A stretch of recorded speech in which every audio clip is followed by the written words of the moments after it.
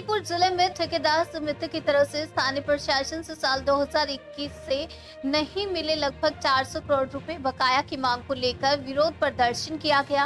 प्रदर्शनकारियों ने बताया कि जिला प्रशासन ने 2021 के विधानसभा चुनाव के समय सीआरपीएफ कैंप के बकाया पैसे, 100 दिन के काम के रॉ मटेरियल सप्लाई के पैसे, पथ्यश्री परियोजना के बकाया पैसे, तूफान से क्षति के समय सप्लाई किए गए सामानों के पैसे अभी तक नहीं दिए गए हैं। जल्द से जल्द उनकी मांगे पूरी नहीं की गई तो बड़े आंदोलन करने के लिए भी वो पीछे नहीं हटेंगे।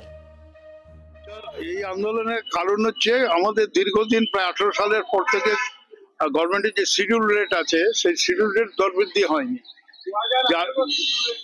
লাস্ট হচ্ছে 2018। এই পুরনো রেটে আমাদেরকে কাজ করতে হচ্ছে এবং কাজ করতে গিয়ে আমাদের অনেক সমস্যা হচ্ছে, অনেকে ক্ষতিগ্রস্ত হচ্ছে। আমরা পাবলিকের কাছেও হ্যারাস হচ্ছি, গভর্নমেন্ট আমাদেরকে যাচ্ছে তাই বলছে, কিন্তু রেট এরা বৃদ্ধি করছে না। প্লাস হচ্ছে আমাদের মেন হচ্ছে শিডিউল রেট, তারপর বকেয়া পেমেন্ট। গোটা পশ্চিমবাংলা ব্যাপী একই দিনে আজকে সব জেলা শহরে এই আন্দোলন শুরু হয়েছে। গণভোট সব সমিতি আমাদের জেলার, আমাদের রাজ্য সংগঠনের আহ্বানে সব জেলা সমিতিগুলো সব জেলার শহরে আজকে এই একই দিনে একই সময়ে আমরা শুরু করেছি। এই কোন কোন দপ্তরে কত কত টাকা বাকি? আচ্ছা, পিডব্লিউডি দপ্তরে আছে আমাদের এখানে মেদিনীপুর ডিভিশনে, একটা হচ্ছে বিধানসভার 21-এর, লোকসভা এই বিধানসভা 21-এর বিভিন্ন কাজ করেছে, 3.5 কোটি টাকা অ্যাপ্রক্স। তারপর আছে লোকসভার টাকা, সেও প্রায় 4 কোটি টাকা। এরকম আছে শুধু হচ্ছে পিডব্লিউডি। আর ইরিগেশনে আছে 9 কোটি, 50 কোটি। পিএইচ এর 50 কোটি।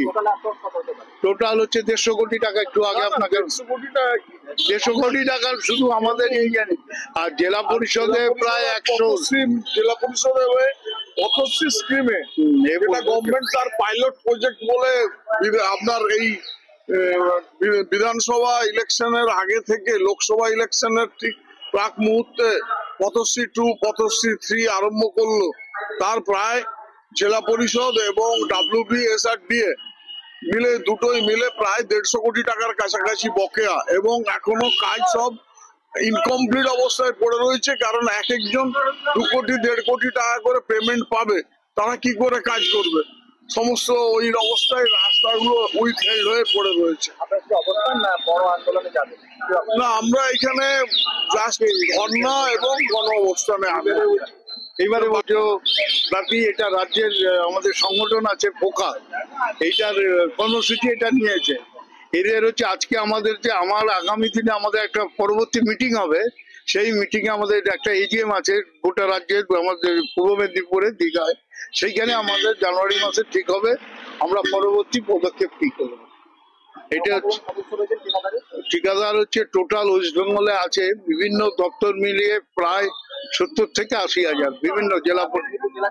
হ্যাঁ, মেদিনীপুর জেলায় বিভিন্ন এখন এই মুহূর্তে প্রায় 300 থেকে 400 ঠিকাদার কাজ করছে।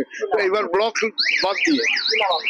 আমার নাম হচ্ছে আশিস ধর, আমি হচ্ছে সারা রাজ্যের জেনারেল সেক্রেটারি।